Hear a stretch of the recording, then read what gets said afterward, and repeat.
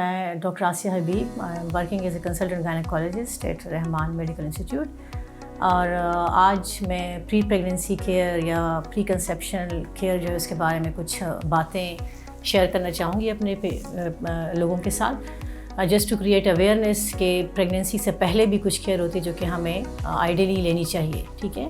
और basically pre pregnancy care या care जो प्रेगनेंसी से पहले दी जाती है उसका मकसद क्या है? मकसद उसका ये है कि इंश्योर कराएं कि पेशेंट जो है उसकी हेल्दी और स्मूथ प्रेगनेंसी हो और उसका आउटकम भी अच्छा हो। और दूसरे वो वाली ख़वातीन जो ऑलरेडी किसी भी वजह से प्रेगनेंसी में कोई भी उन्हें कोई कॉम्प्लिकेशन अगर हुई है पिछली प्रेगनेंसीज़ में, तो इस दफ़ा प्रेगनेंसी से पहले अगर वो अपनी केयर कर लें, जो भी पेचीदगी थी उसको अगर टाइमली मैनेज कर लें और जब वो प्रेगनेंसी में एंटर हो तो वो उनकी जो कंडीशन है वो ऑप्टिमाइज़ हो चुकी हो, तो फिर उसका फ़ायदा ये होता है कि both for the mother and the baby उसका आउटकम यूजुअली अच्छा ही होता है। ठीक है।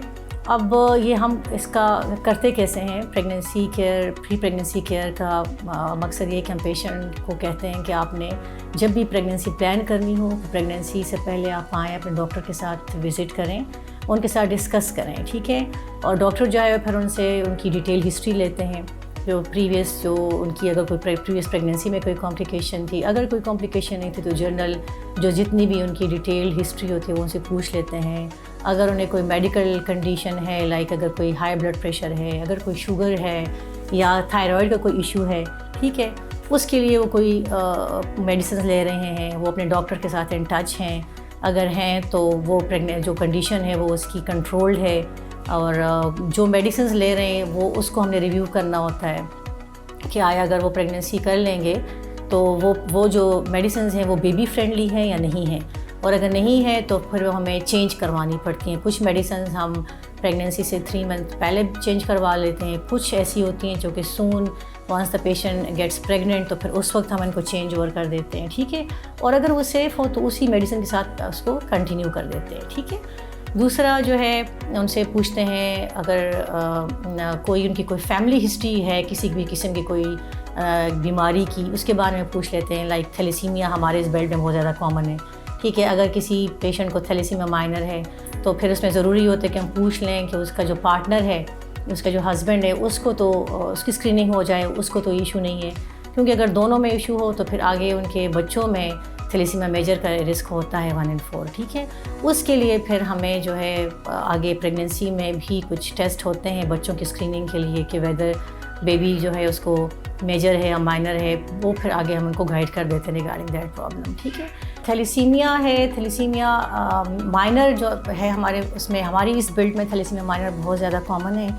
माइनर ये होता है कि ये ऑटोसोमल एक रिसेसिव कंडीशन है जिसमें कि एक जीन के ऊपर मदर जो है वो कैरी कर रही होती है, वो कैरियर होती है बेसिकली। ठीक है। उसको फुल ब्लोन डिजीज़ नहीं होती, सिर्फ जो है उसको उसका ब्लड लेवल जो है उसका HB जो होता है वो कम होता है। ठीक है। अगर उसके साथ उसका जो हस्बैंड है अगर वो भी थैलेसीमिया माइनर हो, दोनों अगर माइनर हो जाएं तो फिर उसमें 1 in 4 चांसेस होते हैं कि बेबी को मेजर का रिस्क होता है। ठीक है। फिर ऐसे में ये होता है कि हम अगर मदर थैलेसीमिया माइनर निकल आई तो फिर हम फादर जो उसका पार्टनर है उसकी टेस्टिंग कर लेते हैं। टेस्टिंग करने के बाद अगर वो भी माइनर निकल आया तो फिर उन दोनों के जो एक तो हमारे पास प्रेगनेंसी से पहले अगर कोई IVF या ICSI वगैरह करवाना चाह रहे हैं तो उसमें हमारे पास प्री इम्प्लांटेशन जेनेटिक डायग्नोसिस के ज़रिए भी इसको हम डायग्नोस कर सकते हैं, लेकिन वो बहुत ज़्यादा एक्सपेंसिव है, वो अक्सर यहाँ पे अवेलेबिलिटी भी हर जगह पे नहीं है। ठीक है। लेकिन जो पेशेंट्स एक दफ़ा प्रेग्नेंट हो जाते हैं उनके लिए हमारे पास 2 तरह के मेथड्स हैं जिनको हम कहते हैं। कोई नीडल टेस्टिंग होती है, अल्ट्रासाउंड गाइडेड, हम नीडल के ज़रिए जो पहला तीसरा मंथ होता है 11 to 14 वीक्स, इस पे हम उनसे कोई नीडल के ज़रिए कुछ टिश्यू ले लेते हैं आंवल से और उसका टेस्ट करवा लेते हैं। या अगर पेशेंट लेट आ जाए तो फिर ये 15 हफ्ते के बाद 20 हफ्ते तक, इसके बीच में हम जो बेबी के अराउंड जो पानी होता है जिसको लाइकर कहते हैं, उससे हम फ्लूइड जो है वो सिरिंज के ज़रिए ले लेते हैं अल्ट्रासाउंड गाइडेड, वो टेस्ट के लिए भिजवा देते हैं। ठीक है।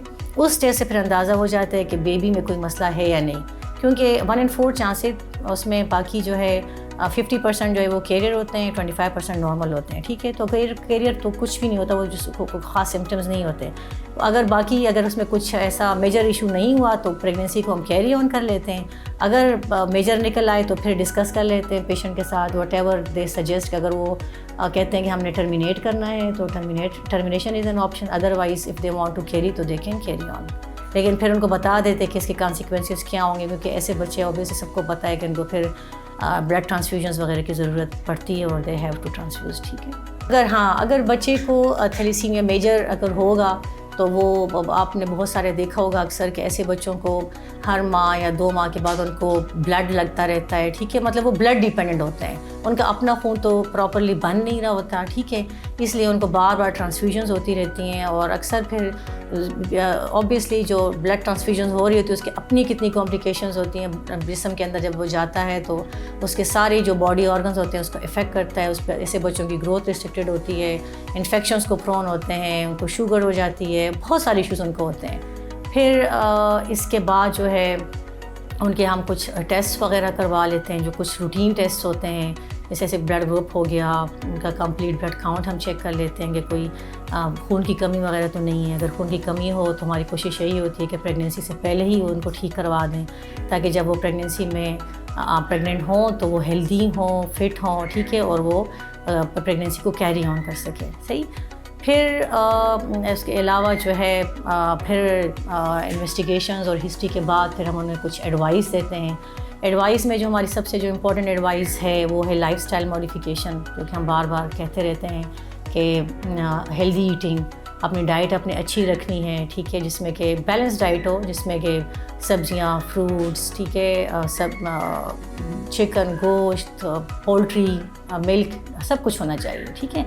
बैलेंस डाइट होनी चाहिए, जंक्स वगैरह को डिस्करेज करें, सही। और बाकी जो है अपनी डाइट में, इस डाइट के अलावा जो है आपने एक्सरसाइज अच्छी चीज़ है, आपको थोड़ा सा लाइफ स्टाइल को चेंज करना चाहिए, थोड़ा सेडेंटरी लाइफ स्टाइल को चेंज करना है, चलना फिरना है।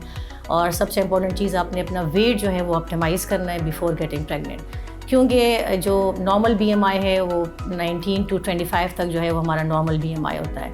अगर 19 से कम होगा तो अंडर वेट में आते हैं, अगर 25 से ज़्यादा हो तो हम कहते हैं कि 25 to 30 जो है वो ओवर वेट में आता है, और अगर 30 से ज़्यादा हो जाए तो फिर वो ओबेसिटी में आ जाता है, ठीक है। और ऑब्वियसली अंडर वेट हो या ओवर वेट हो, दोनों की अपनी कॉम्प्लिकेशंस हैं, ठीक है। तो वेट पेशेंट का आइडियली ऑप्टिमल उसमें होना चाहिए, नॉर्मल रेंज में होना चाहिए, ठीक है। ओबेसिटी जो है आजकल बहुत बड़ा इशू बना हुआ है हमारे यहाँ, क्योंकि जंक फूड के इस्तेमाल की वजह से बहुत सारे पेशेंट्स जो अभी आ रही हैं with pregnancy with weight gain, ठीक है। तो उसको फिर पेशेंट को शुरू से बताना पड़ता है कि ऑब्वियसली अगर जब वो प्रेग्नेंट होती हैं और प्रेगनेंसी के टाइम पे अगर उनका वेट ज़्यादा है, ओबेसिटी की रेंज में अगर वो आ रही हैं, ऑब्वियसली प्रेगनेंसी के साथ उसका अपना एडिशनल वेट गेन भी हो जाता है। उसके साथ बहुत सारी कॉम्प्लिकेशंस, अव्वल तो ऐसी प्रेगनेंसी जो usually and up with miscarriage. अगर मिसकैरेज से समहाउ अगर वो बच जाएँ और आगे प्रेगनेंसी चली जाए तो फिर उसके बाद हाइपरटेंशन, जिसे हम कहते हैं प्रेगनेंसी इंड्यूस्ड हाइपरटेंशन हो सकता है, ठीक है। उनको शुगर हो सकती है प्रेगनेंसी के दौरान। दूसरा ये कि ज़ाहिर बात है जब वो ओबीज़ होता है, पेट बढ़ जाता है, तो उसके साथ हम बच्चे की ग्रोथ को हम प्रॉपर मॉनिटर एग्जामिनेशन से नहीं कर सकते, फिर हमें अल्ट्रासाउंड के ज़रिए मॉनिटरिंग करनी पड़ती है, बार बार अल्ट्रासाउंड्स करने पड़ते हैं, ठीक है। फिर डिलीवरी के दौरान ऐसे पेशेंट्स के लिए बहुत सारी पेचीदगी होती है, क्योंकि नॉर्मल डिलीवरी के चांसेस ऐसे लोगों में फिर कम हो जाते हैं और जो इंस्ट्रूमेंटल बर्थ्स होती हैं वो ज़्यादा हो जाती हैं, जिसमें कि इसी की वजह से फिर सिज़ेरियन सेक्शन के रेट भी बढ़ रहे हैं, ठीक है।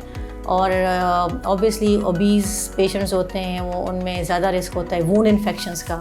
ज़ख़म अगर सिज़ेरियन स्कार आ जाए तो उसमें भी इन्फेक्शन के चांसेस बढ़ जाते हैं, ठीक है। और डिलीवरी के बाद फिर और मसले बन जाते हैं, बिकॉज़ हैवी वेट गेन है तो बेबी को हैंडल करना, ठीक है, लैक्टेशन वाले इश्यूज़ आ जाते हैं, ठीक है।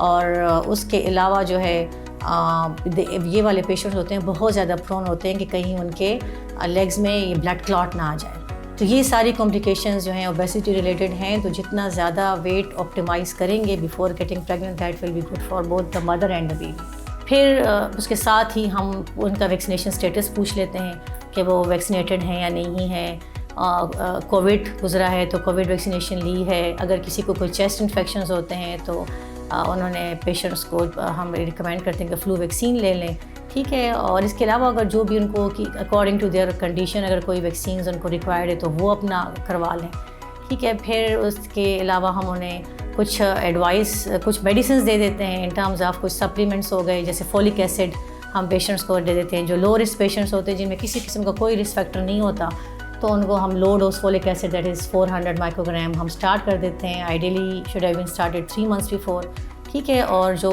जिन पेशेंट में कोई रिस्क फैक्टर होता है, जिस तरह के कोई एपिलेप्टिक पेशेंट हो गए जिनको मिर्गी के दौरे पड़ते हैं, ऐसे पेशेंट की मेडिसिन ऐसी होती है कि उनको फोलिक एसिड की ज़्यादा ज़रूरत होती है, क्योंकि फोलिक एसिड आजकल तो सभी को पता है सोशल मीडिया के थ्रू के फोलिक एसिड जो है न्यूरल ट्यूब डिफेक्ट्स होते हैं जो कि बच्चों के ब्रेन और स्पाइन से रिलेटेड डिफेक्ट्स होते हैं उनको प्रिवेंट करता है, ठीक है। तो उनको फिर हम जो एपिलेप्टिक पेशेंट्स होते हैं, जो थैलेसीमिया मेजर पेशेंट्स और कुछ और चीज़ें, उनमें हम high dose folic acid recommend करते हैं, उनको कंटिन्यू करनी पड़ती है, ठीक है।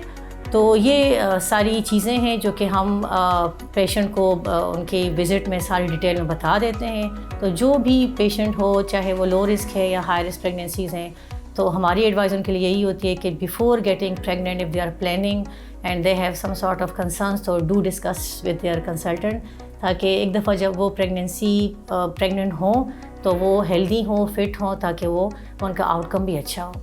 यहाँ हमारे यहाँ तो वो बिल्कुल वो जो आटे में नमक के बराबर वाला सिचुएशन है कि प्रेगनेंसी प्लान करने से पहले बहुत कम पेशेंट्स ऐसे हैं जो कि those who are really concerned about their conditions और वो फिर आते हैं। मेजॉरिटी ऑफ द पेशेंट्स होते हैं वो अक्सर को तो पता भी नहीं होता कि उन्हें कोई ऐसी किस्म का कोई कंडीशन है। वो तो यहाँ जब आते हैं हम रूटीन चेकअप्स करते हैं, टेस्ट करते हैं, then they come to know क्या उनको ये इशू है, और फिर उसके बाद फिर उनको हम सारी काउंसलिंग करते हैं regarding the medication, regarding the follow-ups, regarding अपना जो उन्होंने अपने लाइसॉन रखना है विद एंडोक्राइनोलॉजिस्ट है या फिजिशियन है या जो भी है, ठीक है। कुछ ऐसी लाइक अगर एपिलेप्टिक पेशेंट्स होते हैं तो उनको शुरू से पता होता है, अक्सर वो पेशेंट्स होते हैं जिनको पता होता है वो हमें बता भी देते हैं। या अगर किसी को क्रोनिक हाइपरटेंशन शुरू से अगर है, हाई ब्लड प्रेशर, वो समहाउ पता होता है। या अगर किसी को डायबिटीज़ फैमिली में है और वो ऑलरेडी पेशेंट डायबिटिक है और किसी मेडिसिन पे है तो वो आ जाते हैं। लेकिन बहुत सारे पेशेंट्स ऐसे भी होते हैं कि उनको पता भी नहीं होता and for the first time during pregnancy they came to know about their conditions.